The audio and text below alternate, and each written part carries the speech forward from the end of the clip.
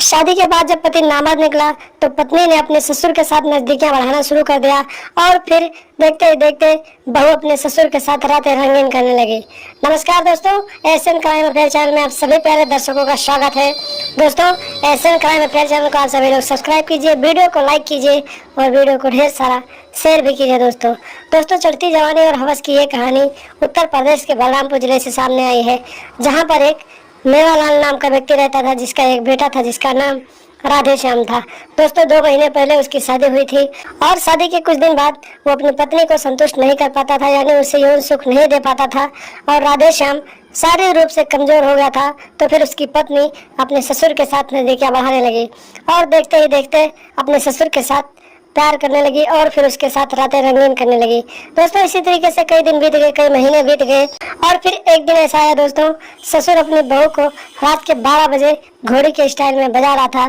तभी अचानक उसके बेटे की नींद खुल गई और फिर उसने जब जाकर देखा तो उसके पिता के कमरे में उसका बाप उसकी पत्नी को घोड़ी के स्टाइल में करके अच्छे से उसका बाजा बजा रहा था। दोस्तों इतना नजारा देखकर बेटे के पैरों तले जमीन खिसक गई और वो एकदम से आग बबूला हो गया और फिर जाकर अपने बाप का दरवाजा खटखटाने लगा। जब उसका बाप और उसकी पत्नी ने दरवाजा खटखटाने की आवाज सुनी तो एकदम से डर गए और उन्हें लगा कि उसका पति जग गया है। दोस्तों उसके बाद वो दरवाजा नहीं खोलते हैं तो फिर जो उसका बेटा होता है राधे श्याम खिड़की के रास्ते से कमरे में घुस जाता है और फिर अपने बाप के साथ लड़ाई झगड़ा करने लगता है। दोस्तों इसी तरीके से लड़ाई झगड़ा करते करते कुछ देर बीत जाते हैं और फिर देखते ही देखते बाप बेटे में एक हत्याकांड हो जाता है। दोस्तों जो पत्नी होती है अपने ससुर के साथ मिलकर अपने ही पति को जान से मार डालती है, क्योंकि उसका पति पहले से नामर्द था, शारीरिक रूप से कमजोर था तो उसे संतुष्ट नहीं कर पाता था और वो अपने ससुर के साथ ही रहना चाहती थी, इसलिए वो अपने ससुर के साथ मिलकर अपने पति को ही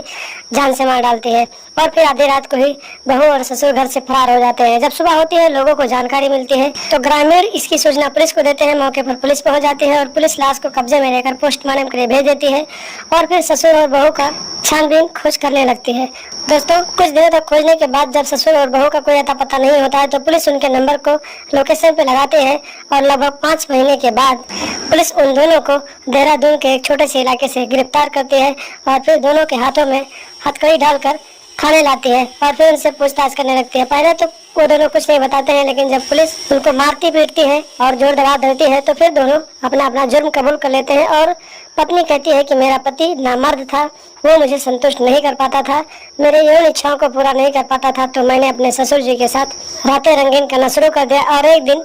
मेरा पति जब हम लोग आपस में अपने हवस को अंजाम दे रहे थे, अपने नापाक इरादों को पूरा कर रहे थे, तभी मेरा पति जग गया और उसने हम दोनों का विरोध किया और हमारे प्रेम प्रसंग के बीच में रोड़ा पड़ रहा था, इसलिए हमने अपने पति को जान से मार दिया। दोस्तों जब इतनी बात पत्नी कहती है तो पुलिस वाले इतना स्टेटमेंट लेने के बाद ससुर और बहू को हिरासत में लेकर आगे की कार्रवाई के लिए कोर्ट भेज देते हैं और कोर्ट इन दोनों को पति की हत्या के रूप में आगे की कार्रवाई के लिए आजीवन कारावास के लिए जेल डाल देती है। तो दोस्तों देखा आपने, एक पति शारीरिक रूप से कमजोर हो गया तो उसकी पत्नी अपने ससुर के साथ रातें रंगीन करने लगी और एक दिन उसका पति जब इन दोनों को आपस में रंगरलियां मनाते हुए पकड़ लेता है तो दोनों मिलकर पति की ही हत्या कर देते हैं। तो दोस्तों ऐसे औरतों से सावधान रहें, ऐसी औरतें आप सबके आसपास भी हैं, उनकी पहचान करें, उनसे दूरी बनाकर रखें, घर परिवार को सुरक्षित रखें, खुद अपने आप को सुरक्षित रखें, खुद को सुरक्षित रखें, अपने आप को सुरक्षित रखें और अपनों को भी सुरक्षित रखें दोस्तों। और लगातार हमारे साथ बने रहें, हमारे चैनल को सब्सक्राइब कर लें और हमेशा देखते रहें एशियन क्राइम अफेयर।